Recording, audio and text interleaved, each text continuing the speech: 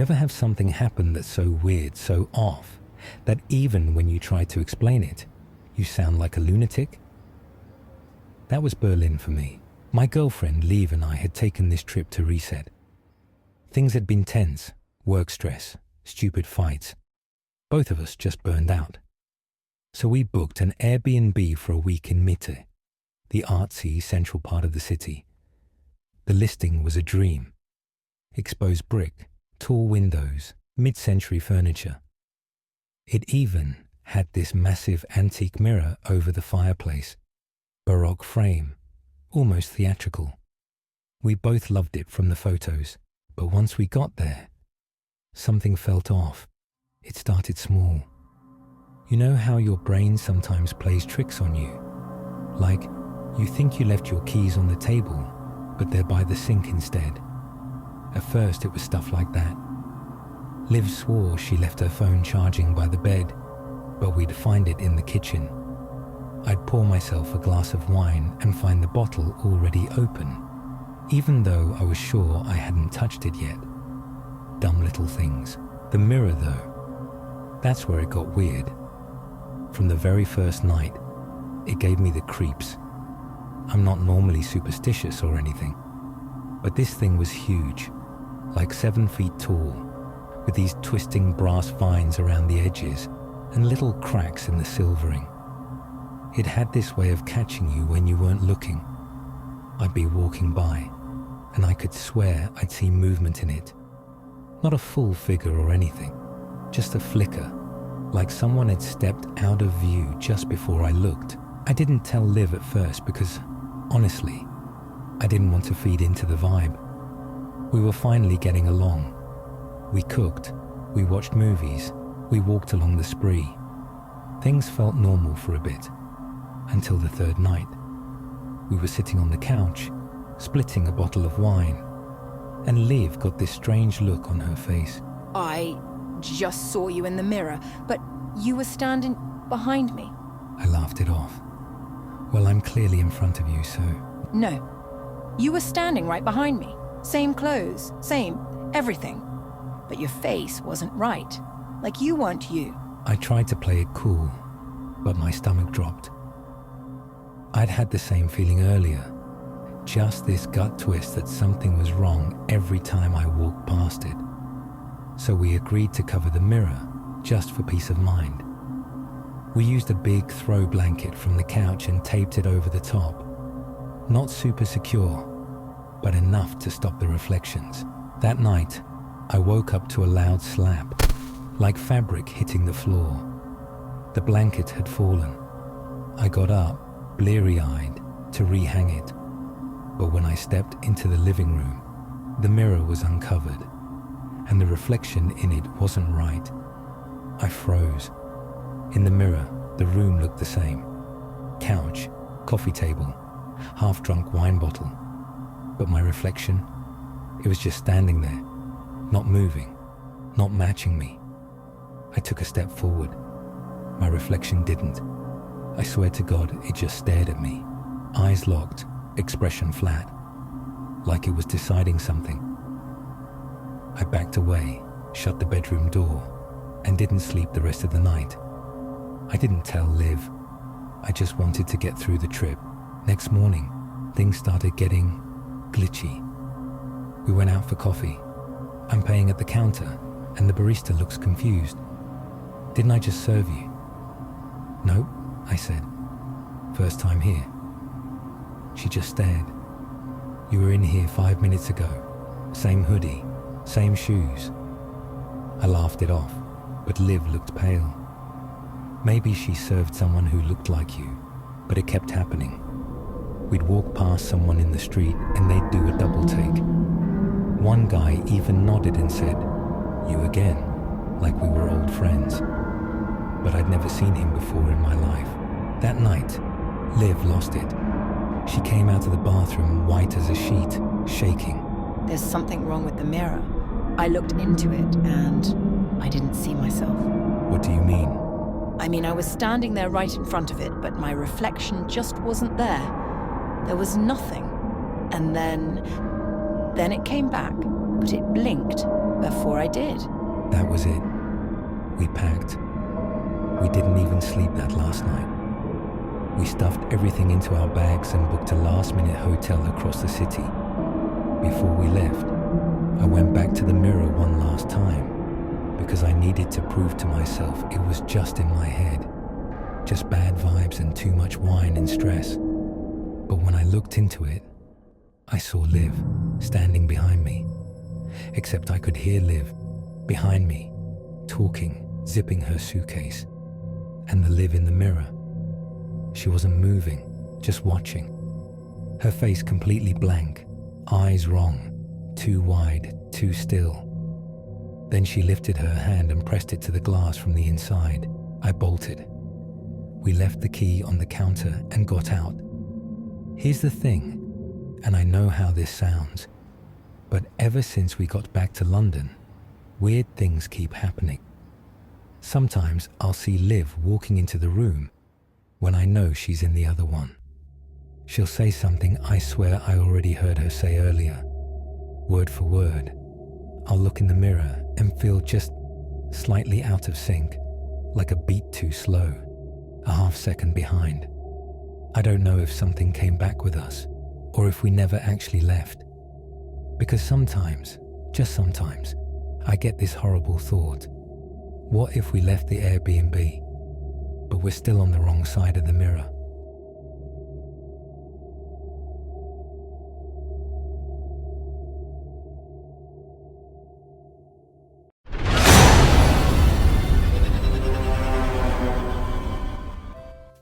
Look, I wasn't even going to say anything about this.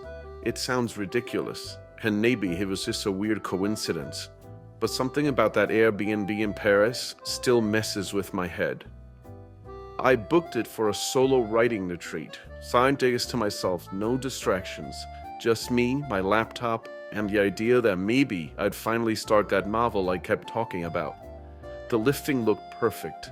Vintage charm, iron balcony, exposed wood beams, right in the Marais district. And it was stupid cheap. That should have been the first red flag. The place looked exactly like the photos. Rustic, worn but cozy. The hallway smelled like dust and old perfume. 3rd floor, no elevator. The host wasn't there to greet me. Instead, he messaged, "Key will be in the Dumbwaiter. Pull it up when you arrive." I actually laughed when I read it. I didn't think people still had those. But sure enough, next to the stove in the tiny kitchen was a little wooden cabinet with a brass handle.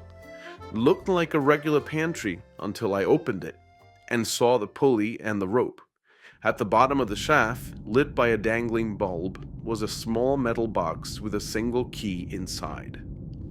I pulled it up. It was weirdly smooth, almost silent, like the thing had been recently oiled. Inside was the key and a note. "Please do not place anything in the dumbwaiter after 10 p.m. Merci." That night, I got settled. Unpacked, opened the bottle of red, took a shower.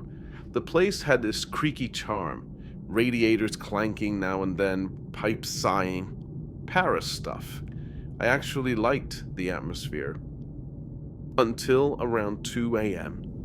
I was in bed, scrolling on my phone when I heard it. A soft, metallic clunk from the kitchen. Not loud, just enough to freeze me mid-scroll. I waited. Nothing. Probably the dumbwaiter settling or something. But then it came again. Like someone pulling the rope. I got up, walked into the kitchen, flipped the light on. The dumbwaiter door was shut, just like I'd left it.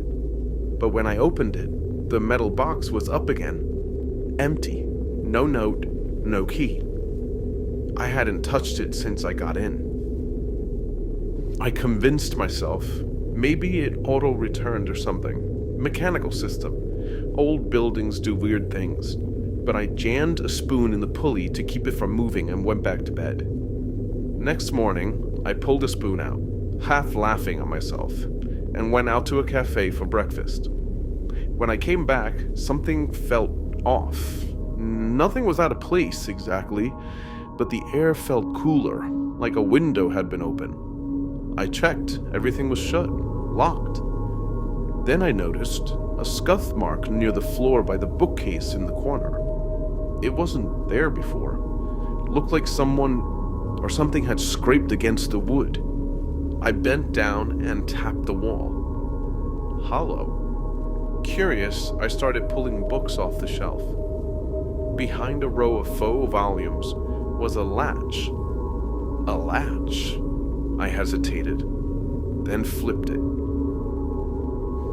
The bookcase moved, just a few inches, but enough to see a sliver of pitch black behind it. There was a space, narrow, dark, probably used for maintenance once or storage. I grabbed my phone for a flashlight. Inside was a dusty passageway. The walls were rough brick, lined with old wires and empty hooks. About 20 feet in, it turned sharply left. I didn't go further. I shut the bookcase, pushed it back into place, and sat on the couch for maybe an hour, just staring at the wall like an idiot. I didn't want to freak myself out, but that night, I deadbolted the door, shoved a chair under the knob, and left the kitchen light on. Around 3 a.m., I heard it again. Then another.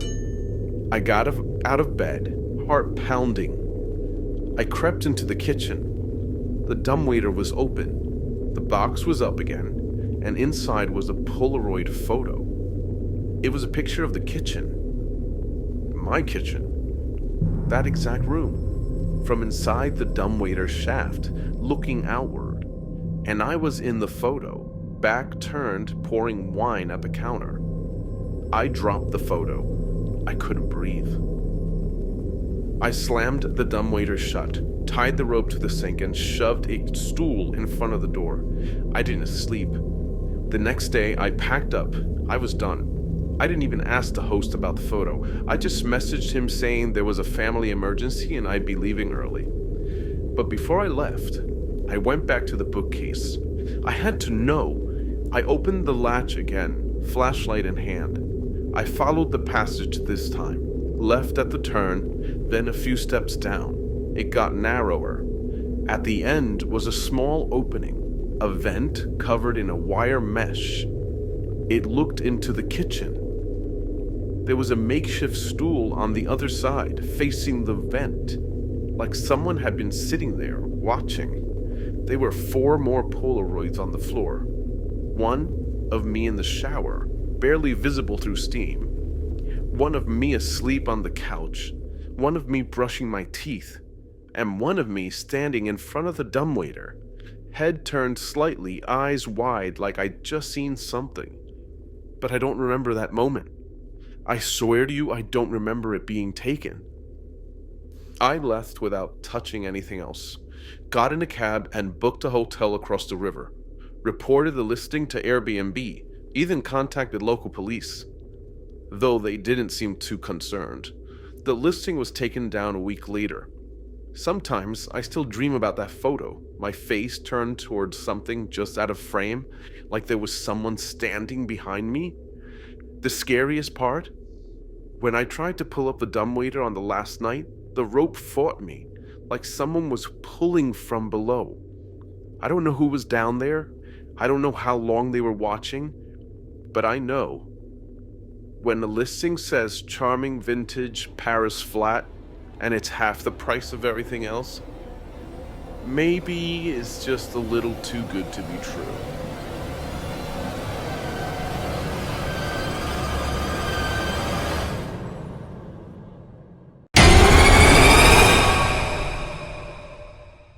I don't usually write reviews, but I'm making an exception for the Airbnb we rented in London last November. Not to warn anyone off, though maybe I should, but because I need to get this out. I need someone to read it and tell me I wasn't the only one who felt it. My girlfriend Claire and I booked the flat for a week-long trip. It was in Notting Hill, picturesque, clean, tucked between rows of pastel-coloured townhomes. The photos showed exposed brick walls, a tiny but modern kitchen, and a sunlit sitting room with bookshelves. It looked safe. cosy, harmless. Our host, Elaine, was polite but brief in messages. The code to the lockbox worked fine. We arrived late, around 9 p.m, dragging our luggage down the narrow staircase that led to the garden-level flat. The unit smelled faintly of lavender and something else, like damp wood that had been cleaned too many times. The lights were soft, almost yellow, and flickered for half a second when we flipped them on. We didn't think much of it. Jet lag does that. Makes everything feel like a dream. That first night we passed out quickly, but I woke up at 3:41 a.m. exactly. I remember the clock on my phone glowing red in the dark. I wasn't startled awake. I didn't have a nightmare. I just woke up feeling weird, heavy. There was a faint sound coming from beneath the floor, like a deep rhythmic tap, tap, tap. I figured it was heating pipes or water or rats. I rolled over, annoyed. By morning, it was gone. We spent the day exploring Hyde Park and grabbed dinner at a pub Claire had bookmarked. When we returned, the flat was cold. Not freezing, just uncomfortable. I tried to turn up the heat, but the dial on the wall thermostat spun loosely, not responding. Claire laughed it off, saying old buildings always had quirks. That night, the tapping returned, louder. I woke up again, this time at 3:40 a.m, like my body knew. Same tap, tap, tap. But this time, there was another sound layered beneath it, almost like breathing, not heavy or wheezy, just steady. Measured inhales and exhales, barely audible, coming from below the floorboards. I nudged Claire. "Do you hear that?" She didn't open her eyes. Pipes or something. It kept going. I lay frozen, listening. Then it stopped. The next morning, I emailed Elaine and asked if the flat had any issues with plumbing noises. She replied vaguely, "It's an older building, yes. Sometimes there are sounds at night. Perfectly normal." We tried to shrug it off. Spent the next day at the British Museum and walked along the Thames. But something felt off when we returned. The flat smelled different. Less lavender, more earthy, like wet stone or decaying roots. The lights flickered again when we entered. At 2 a.m, I awoke to a sharp creak from the hallway, just outside our bedroom. Claire was still asleep. The room was pitch black except for the faint glow from the bathroom nightlight. I listened. Nothing. I got up slowly, heart pounding for no reason I could explain. I stepped into the hallway. The floor was cold beneath my feet. I didn't see anything unusual until I looked down. At the edge of the hallway rug near the wall was a hairline crack running along the baseboard. A thin stream of dust was leaking from it. I crouched and noticed something even more disturbing. The wall pulsed, just a little, like something inside it shifted, pressed out, and recoiled. I told Claire the next morning. She laughed it off, but not as confidently this time. She looked tired, pale. We made a pact to leave the lights on that night. It didn't matter. At 3:38 a.m, every light in the flat clicked off at once. Just total suffocating darkness. I sat up immediately. Claire did too. She whispered, "Did the power go out?" Before I could answer, we both heard it. The tapping. It was no longer under the floor. It was in the walls, right behind our heads. Tap, tap, scrape. It moved around the room, like someone crawling slowly behind the plaster. Claire clutched my arm. "What the hell is that?" Then something pressed against the wall from inside, right at the head of the bed. I swear I saw the outline of a hand pushing from the other side. 5 fingers, splayed. We jumped up and turned on our phone flashlights. Nothing. I called Elaine at 4 a.m. No answer. Sent a message. No reply. We spent the rest of the night sitting on the couch, lights on, TV muted. In the morning we packed our bags, but just before we left, I went back to the bedroom to grab my charger. That's when I saw it. The closet door was ajar. I hadn't opened it since we arrived. Inside there was the square section of the floor with newer wood, lighter in colour. It had a small metal ring on one edge, a hatch. I called Claire in. "You see this?" She stared wide-eyed. That wasn't there before. I knelt, gripped the ring, and pulled. The hatch opened with a snap. Cold, stale air wafted up from a black void. My flashlight barely penetrated it, but I saw stone steps leading down into darkness. I had the urge to go down, just for a second, like something was calling me. Claire grabbed my arm. "Don't." We closed the hatch and left, didn't look back. Later, at the airport, I checked the Airbnb listing. Gone. Just gone. No trace, not even in my past reservations. My messages to Elaine, deleted. I contacted Airbnb support. They said they had no record of that listing or a host by that name. We both tried to convince ourselves it was some kind of elaborate prank, or that we'd imagined the worst of it due to exhaustion, but that wasn't true. Claire still wakes up at exactly 3:40 a.m. every few weeks, no matter where we are. She says she hears scraping. I haven't told her yet, but last night I found a crack in the wall behind our bed, and the tapping just started again.